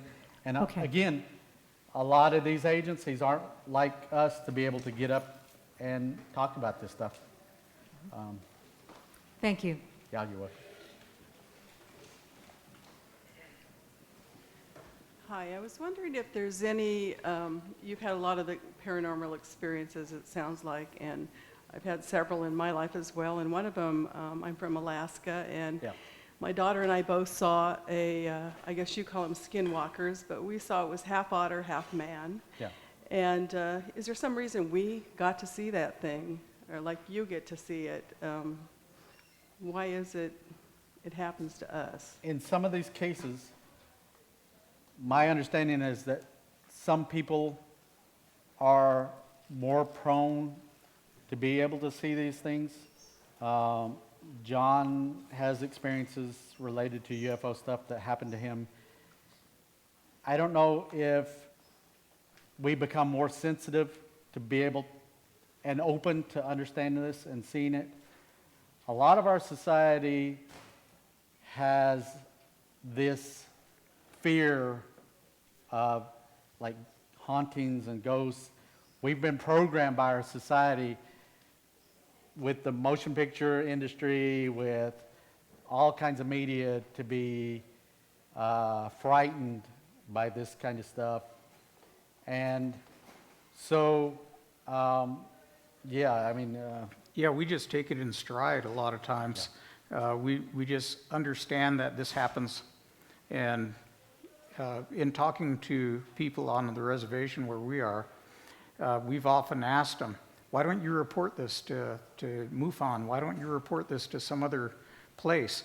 And they tell us, we don't want everybody coming out here and crowding up the place trying to have an experience. And if they come out here, these UFOs, these things that we see, are going to leave. And we've seen them out here for years and years and years. Nobody ever cared about it. So, you know, why should we open our door and have everybody else come in? So they don't want it to leave. But you talk to some of the old Navajos, and they tell you, yeah, these things have been out here all our lives. And, you know, we've seen all these unusual things. So. Anybody else? Yeah, I have a question for you Sure. about the skinwalkers. You mentioned that in one case, they knew the person who was the skinwalker as it converted to a human. So what makes a human become a skinwalker?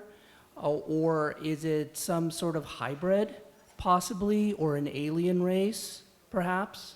These are people just like you and me. In order to become a skinwalker, it is said in Navajo legend that you have to kill somebody that's very close to you, that you love dearly, in order to obtain this kind of power. And the power is what's behind it. Being able to use that against other people. I've heard stories that long ago, Navajos were able to use this in times of war with the other Indian tribes that were there that they were fighting. Even the Mexican people at that time were warring with the Navajos.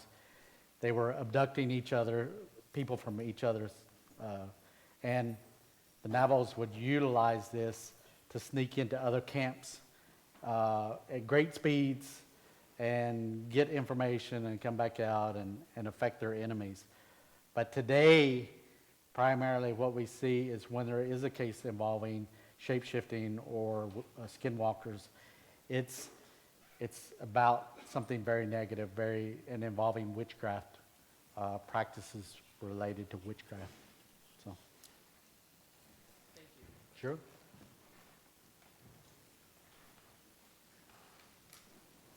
Yeah, hi. Hello. My family and I were down from the Tacoma, Seattle area, and so we live near McCord Air Force Base and SeaTac Airport. Yeah. See a lot of aircraft flying around. Yeah. so I know what the port and starboard lights look like. Right. Well, when you were talking about this aircraft or this thing you saw zigzagging back and forth, this was kind of just before dusk. We saw an orange light, and it was blinking. It was on, and then when it went off and came back on, it was over here. And it blinks off. And when it comes on, it's back over here.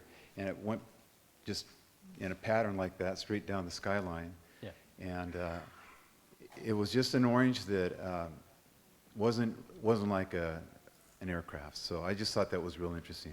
One of the things that I've started to understand is that these objects, a lot of times, you know, in nature, there are certain insects and animals that can mimic other things, either in its color or the patterns. Spiders and certain things utilize this, some fish species. And for me, I think that these things are capable of mimicking the aircraft we have in our own airspace. So that when it does that, people might see it and then they think, oh, that's just aviation lights. It's got red and blue lights on it. It's just an aircraft.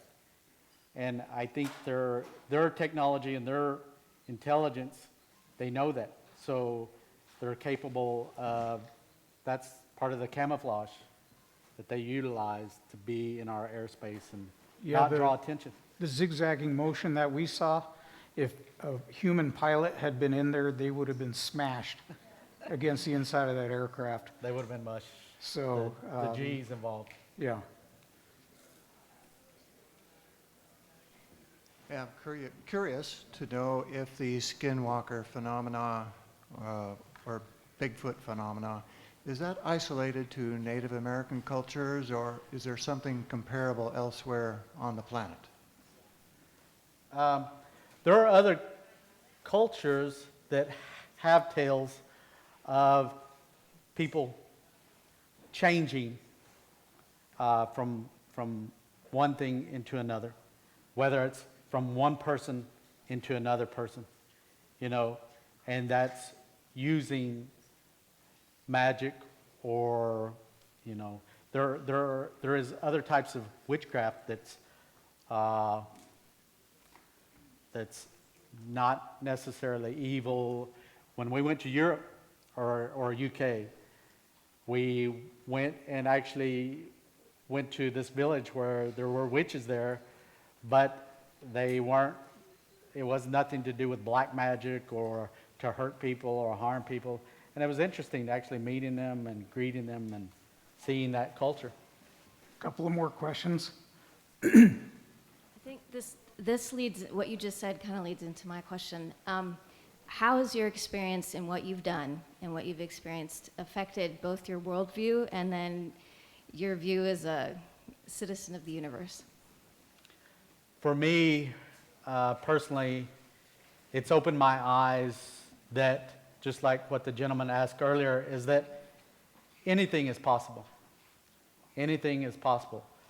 Far beyond our known science, far beyond what we understand as the way the world is. There's so much more, infinite things out there that we simply don't understand. But one of the things that we do is we investigate these thoroughly. And we don't just believe just to believe something. Belief is an act of faith, that you didn't see it, but you believe in it. We put it to the test. And so, you know, I want to go up to that flying saucer and kick it over and see who made it, you know, whose name is stamped on the bottom. So, you know, I'm still waiting for that opportunity. For us, as criminal investigators going into these cases, you're there to document and gather evidence. We don't go into a case with a predisposition of, this is what it is.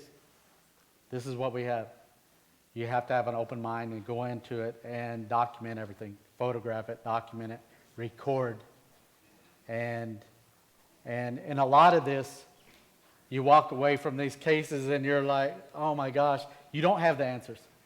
And we tell that to people that, you know, at the end of this investigation, we may not have the answers, and a lot of times we don't. We try to work with other groups that have better understanding of the phenomenon and what's going on, and rely on their expertise and stuff like that. We're not experts in any of this. You know, we happen to have investigated it and be lucky enough to, I feel I'm privileged in being able to work with people and talk to people. I have this big picture of life and the meaning. And so each time I talk to people about their experiences, I take a little bit of that information there and plug it into this bigger picture. And it's starting to come together, this puzzle, to make sense. And again, one of the things that we see in all of this is the dimensions. Yeah. That's how it's interrelated. And maybe in a few generations, then we'll all have the answer. Our grandkids will have the answers. Yeah. Last question. As far as the shapeshifters, do you think they have mortality? Oh, yes. I had an uncle that actually killed one. And he went to Gallup, one of the border towns, and he was bragging about it to everybody. And shortly after that, he lost his mind. And the last we had heard, he was chasing his 2 daughters around with an axe, trying to kill them. He ended up going into a sanitarium, and a year later, he died. So, but he did kill one. And I've seen him killed before. I've seen a lot of them die. I've known 3 of them, who they were. And, you know, that's a little frightening all by itself, because you look at somebody and you know they're a skinwalker, but or a witch, and you're not gonna come out and say anything to them. Even for us to be here tonight, we have to have protection stuff to guard over us while we're here, to be able to talk about this subject matter. And we've been harmed by these things, and it can be dangerous.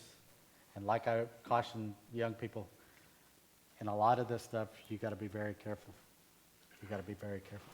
Yeah, thank you for your good work and for your caution. Again, thank you, everybody. Thank you, everybody. Thank you sincerely. A pleasure.